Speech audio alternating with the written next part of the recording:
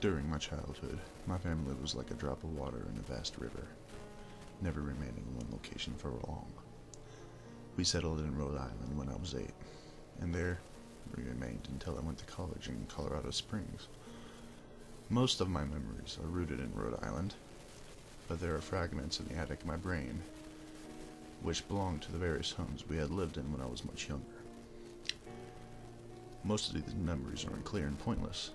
Chasing after another boy in the backyard of a house in North Carolina, trying to build a raft to flow in the creek behind the apartment we had rented in Pennsylvania, and so on. But there is one set of memories which remains as clear as glass, as though they were just made yesterday. I often wonder whether these memories were simply lucid dreams produced by the long sickness I experienced that spring. But in my heart, I know they are real. We were living in a house just outside the bustling metropolis of New Vineyard, Maine. Population 643. It was a large structure, especially for a family of 3. There were a number of rooms that I didn't get to see in the 5 months we resided there. In some ways it was a waste of space, but it was the only house on the market at the time, at least within an hour's commute to my father's place of work. The day after my 5th birthday, attended by my parents alone, I may add, I came down with a fever. The doctor said I had mononucleosis, which meant no rough play, and more fever for at least another 3 weeks. It was horrible timing to be bedridden. We were in the process of packing our things to move to Pennsylvania, and most of my things were already packed away in boxes, leaving my room barren. Mother brought me ginger ale and books several times a day, and these served the function of being my primary form of entertainment for the next few weeks. Boredom always loomed just around the corner, waiting to rear its ugly head and compound my misery. I don't exactly recall how I met Mr. Widemouth. I think it was about a week after I was diagnosed with mononucleosis. My first memory of the small creature was asking him if he had a name. He told me to call him Mr. Widemouth, because his mouth was large. In fact, everything about him was large in comparison to his body. His head, his eyes, his crooked ears, but his mouth was by far the largest. "You look like a kind of Furby," I said as he flipped through one of my books. Mr. Widemouth stopped and gave me a puzzled look. "Furby? What's a Furby?" he asked. I shrugged. "You know, the toy? The little robot with the big ears? You can pet and feed him almost like a real pet." "Oh." Mr. Widemouth resumed his activity. "You don't need one of those. They're not the same as having a real friend." I remember Mr. Widemouth disappearing every time my mother stopped to check in on me. "I lay under your bed," he later explained. "I don't want your parents to see me because I'm afraid they won't let us play anymore." We didn't do much during those first few days. Mr. Widemouth just looked at my books, fascinated by the stories and pictures they contained. The 3rd or 4th morning after I met him, he greeted me with a large smile on his face. "I have a new game we can play," he said. "We have to wait until after your mother comes to check on you, because she can't see us play it. It's a secret game." After my mother delivered more books and soda at the usual time, Mr. Widemouth slipped out from under the bed and tugged my hand. "We have to go to the room at the end of this hallway," he said. I objected at first, as my parents had forbidden me to leave my bed without their permission. But Mr. Widemouth persisted until I gave in. The room in question had no furniture or wallpaper. Its only distinguishable feature was a window opposite the doorway. Mr. Widemouth darted across the room and gave the window a firm push, flinging it open. He then beckoned me to look out at the ground below. We didn't do much during those first few days. Mr. Widemouth just looked at my books, fascinated by the stories and pictures they contained. The 3rd or 4th morning after I met him, he greeted me with a large smile on his face. "I have a new game we can play," he said. "We have to wait until after your mother comes comes to check on you, because she can't see us play it. It's a secret game.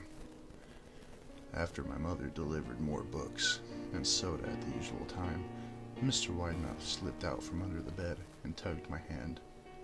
"We have to go to the room at the end of this hallway," he said. I objected at first, as my parents had forbidden me to leave my bed without their permission. But Mr. Widemouth persisted until I gave in. The room in question had no furniture or wallpaper. Its only distinguishable feature was a window opposite the doorway. Mr. Widemouth darted across the room and gave the window a firm push, flinging it open. He then beckoned me to look out at the ground below.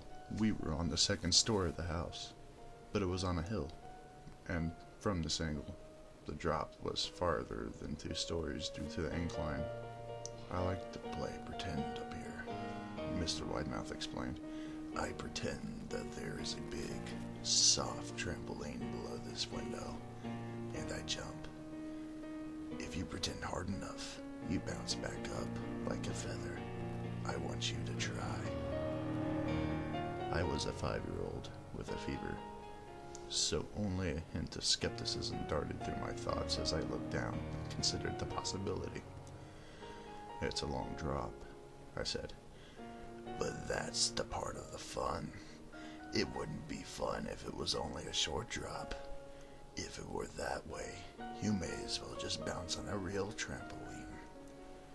I toyed with the idea, picturing myself falling through thin air, only to bounce back to the window on something unseen by human eyes. But the realist in me prevailed. "Maybe some other time," I said. "I don't know if I have enough imagination. I'm going to get hurt."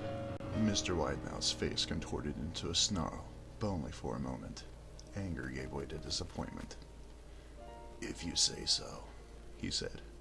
He spent the rest of the day under my bed, quiet as a mouse. The following morning, Mr. Widemouth arrived holding a small box. "I want to teach you how to juggle," he said.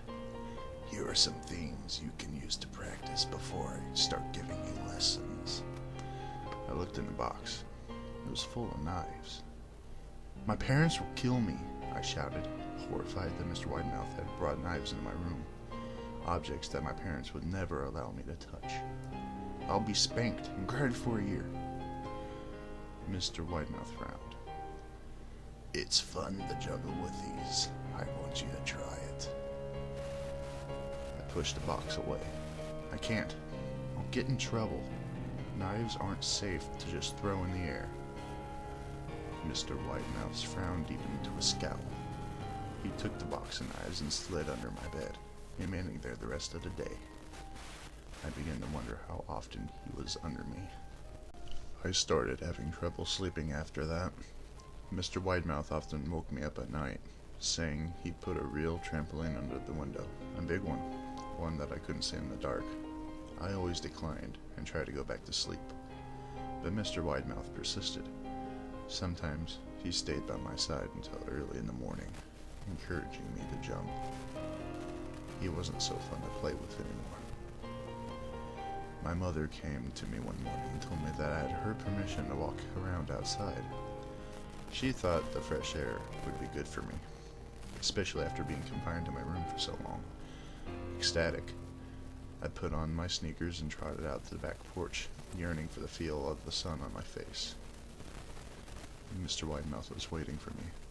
"I have something I want you to see," he said. I must have given him a weird look, because he then said, "It's safe. I promise." I followed him to the beginning of a deer trail, which ran through the woods behind the house. "This is an important path," he explained. "I've had a lot of friends about your age.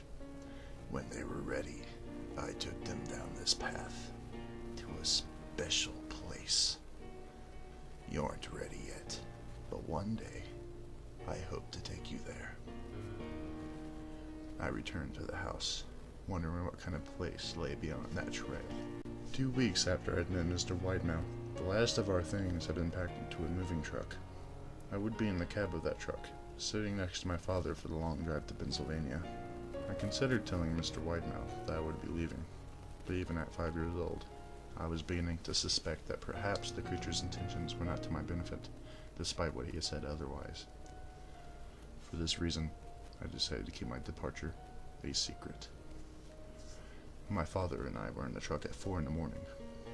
He was hoping to make it to Pennsylvania by lunchtime tomorrow, with the help of an endless supply of coffee and a 6-pack of energy drinks.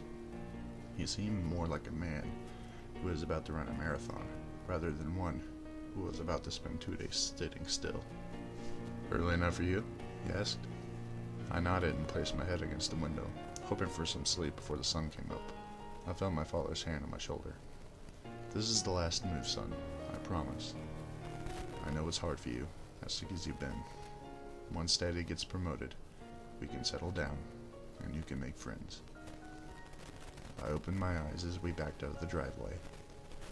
I saw Mr. Widemouth silhouette in my bedroom window. He stood motionless until the truck was about to turn onto the main road. He gave a pitiful little wave goodbye, steak knife in hand. I didn't wave back. Years later, I returned to New Vineyard. The piece of land our house stood upon was empty, except for the foundation, as the house burned down a few years after my family left. Out of curiosity, I followed the deer trail that Mr. Widemouth had showed me. Part of me expected him to jump out from behind a tree and scare the hell out of me, but I felt that Mr. Widemouth was gone, somehow tied to the house that no longer existed. The trail ended at the New Vineyard Memorial Cemetery. I noticed that many of the tombstones belonged to children.